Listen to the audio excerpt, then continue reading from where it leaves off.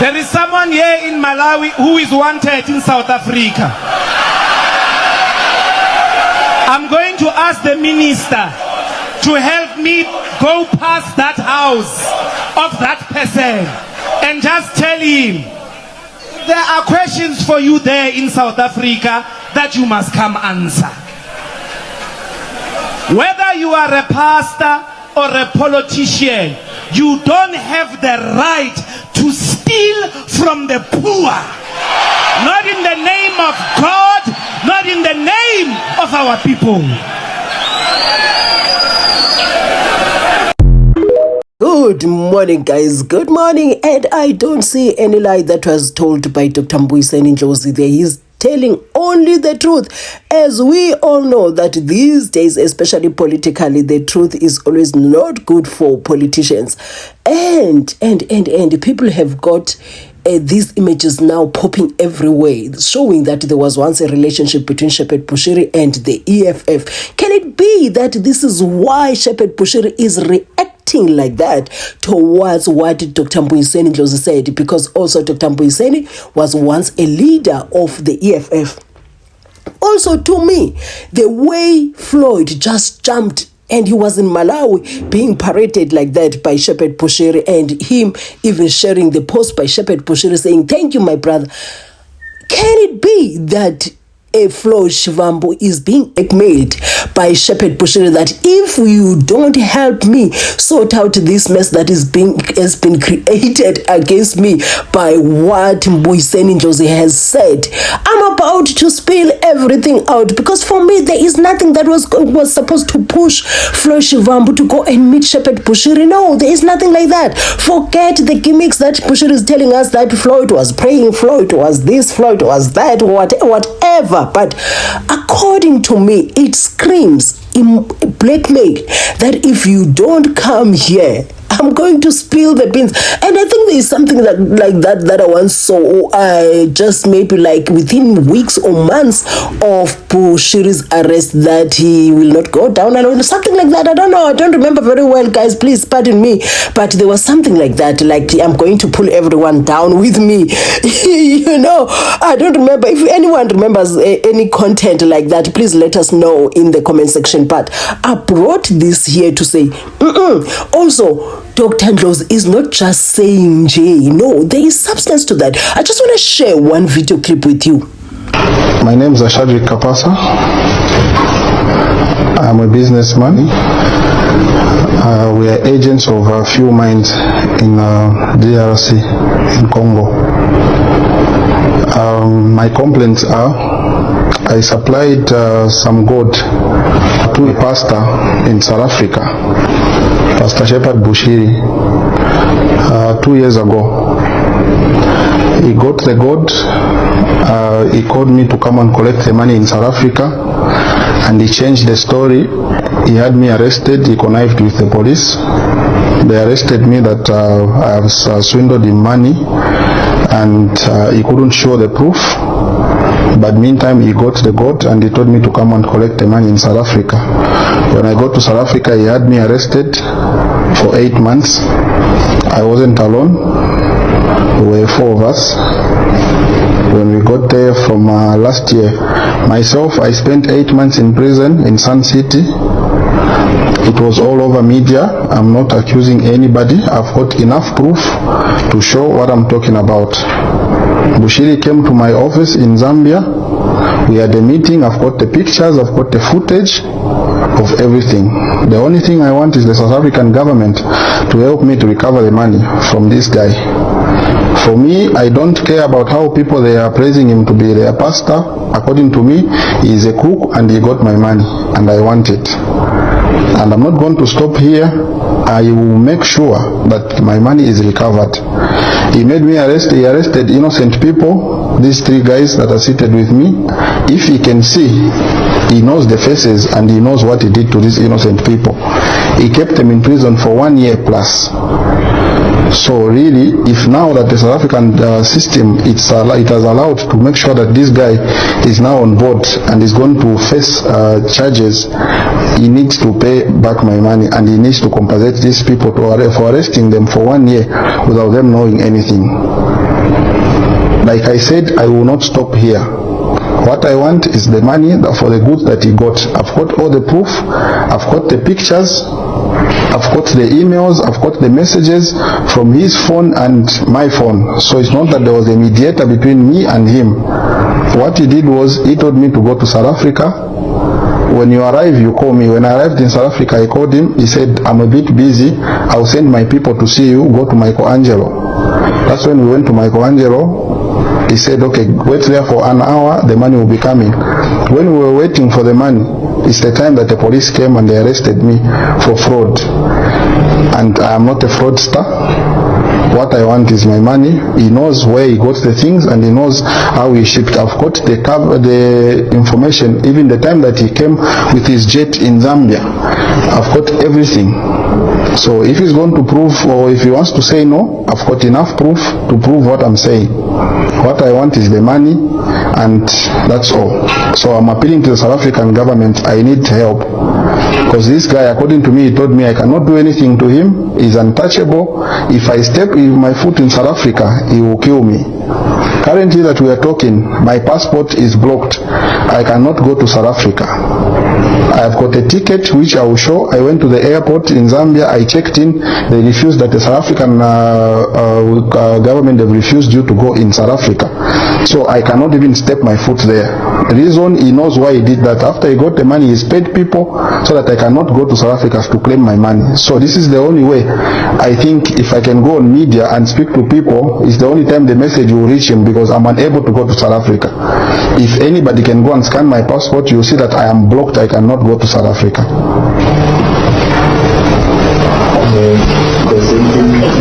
So my question is, you earlier indicated that this happened 2 years ago. You got arrested, and soon after you came out, what other efforts did you make, and how much worth was the gold that you supplied to him? The gold was 500 kgs. It was worth $16 million. According to the agreement that we agreed, because I was selling him at $32,000 per kg times 500. I have got the proof of his wife holding my gold, the gold that they are posting on media that they were smuggling in South Africa. That is my consignment, and the wife knows very well. I've got more photos of more than what you are seeing on the media. That is his wife. His wife flew here. I've got pictures of him, myself, and his wife. I've got pictures of him and myself in his house in South Africa. I've got everything. Also, as the kind of effort, what efforts did you make after that to try and address the situation? The only effort I was making is to make sure that I'm released. Even my embassy in South Africa, they know. You can ask his Honorable Emmanuel Mamba. He used to come to court also to follow up the case to make sure that we are treated fairly. And when we came out, I got threats that I'm going to be killed. I must make sure that I leave South Africa.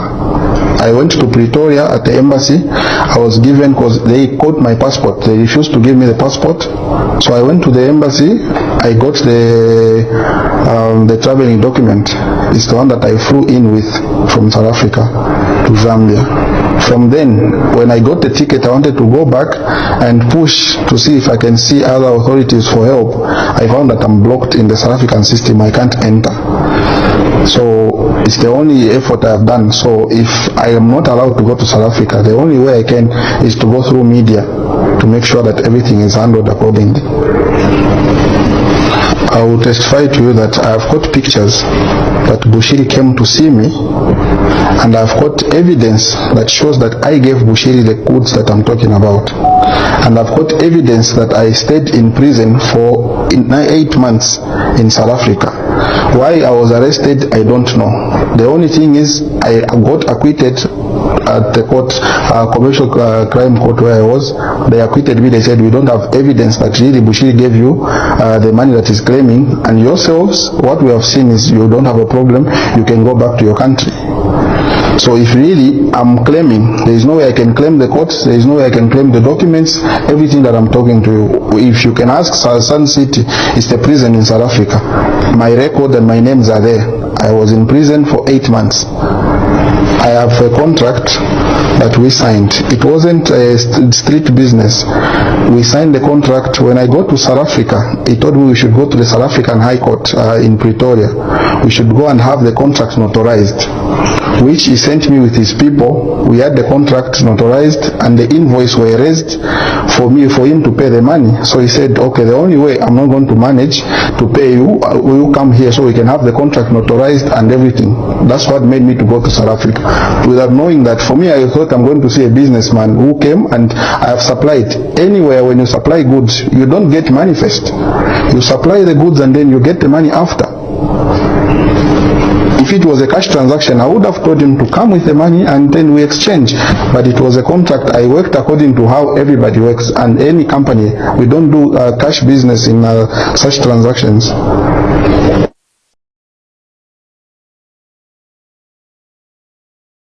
It was all over media. There is no Zambian that doesn't know what I'm talking about. Right now, I'm unable to work. There are few people that I'm doing business with. Those people who trust me, because if you go on Google, you Google my names, you'll find he has paid people, he has put that me, I'm a scammer. So anybody who's doing business with my company, if they go online, they check that no, me, I defrauded Bushiri money and they cannot work with me. So what I'm telling you, if you can go online, you check everything, you'll see enough proof.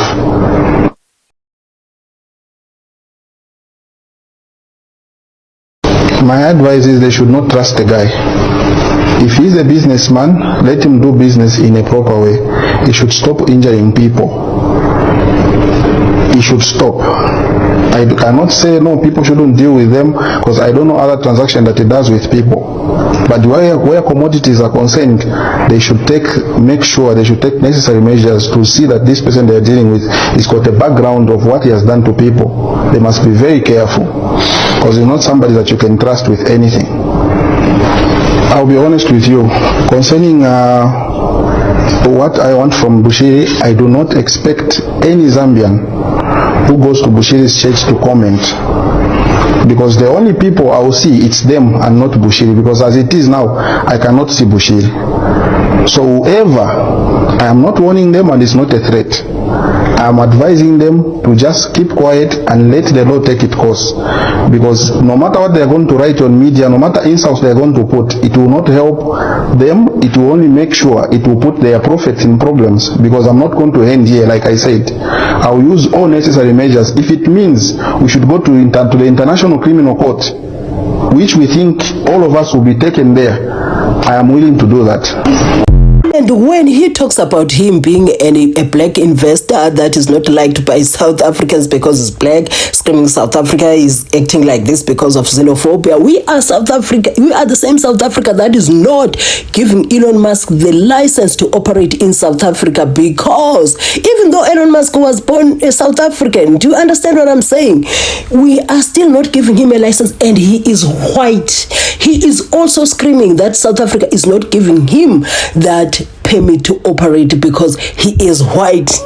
Hey guys, South Africa, man. So Bushiri has done a lot of harm in South Africa. Please. I don't care how anyone is sugarcoating this, but Bushiri has caused a lot of harm in South Africa. The showgrounds became something else. He opened schools that were not registered with the Department of Education. He took money from the people, saying they are investing. People who would wear evening gowns, going to his events, going to give him money. So I don't blame him for that, but he uses their... I don't know what happens in a cult, because that's what it is.